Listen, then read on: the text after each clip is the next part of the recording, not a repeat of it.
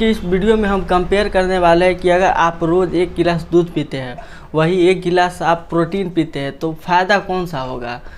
यानी कहने का मतलब यह है कि दूध अच्छा होता है या फिर प्रोटीन पाउडर। हम लोग काम करते हैं या फिर कोई जॉब करता होगा या फिर कोई नॉर्मल जो काम होता है वो करता है, या फिर एक तरह से नॉर्मल जो काम करता है उसके लिए तो आप 1 गिलास दूध अगर आप पीते हैं तो वो काफ़ी सही होता है।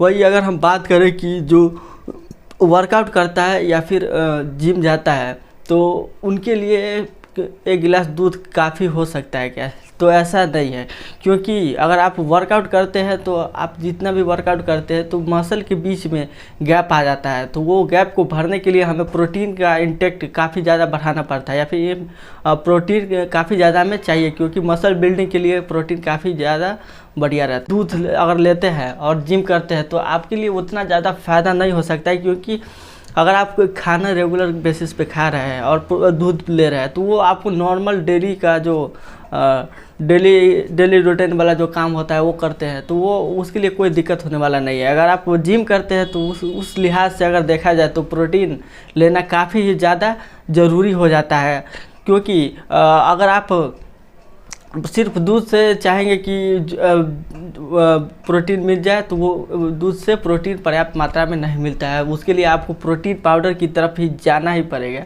और प्रोटीन पाउडर अगर आप शुरू में यूज़ करते हैं तो वो डाइजेशन में यानी पचने में काफ़ी ही ज़्यादा दिक्कत का सामना करना पड़ सकता है, क्योंकि अगर आप डायरेक्ट से हाई अमाउंट में अगर प्रोटीन लेते हैं तो वो आपके डाइजेशन को पूरा बिगाड़ देगा। तो सबसे पहले बहुत सारे मार्केट में जैसे मसल ब्लेड का भी आता है, जो बिगिनर्स के लिए जो शुरू कर रहे हैं उनके लिए भी आता है, जिसका आप यूज़ कर सकते हैं।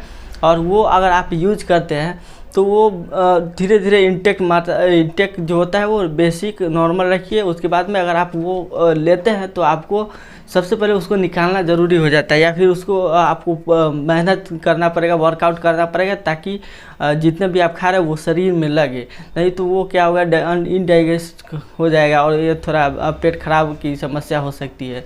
तो उसके लिए आपको प्रोटीन अगर आप लेते हैं तो आपको ज़रूरी है कि वर्कआउट होना ही चाहिए। आप शुरू में ये कर सकते हैं कि छोटा छोटा मात्रा में ले सकते हैं। छोटा छोटा मात्रा में अगर आप लेते हैं तो वो धीरे धीरे बॉडी मेंटेन करने लगता है, या फिर वो अपना जो नेचर है वो ऐसा बना लेता है। तो फिर आप अगर आप लेते हैं तो वो आसानी से डाइजेस्ट हो जाएगा।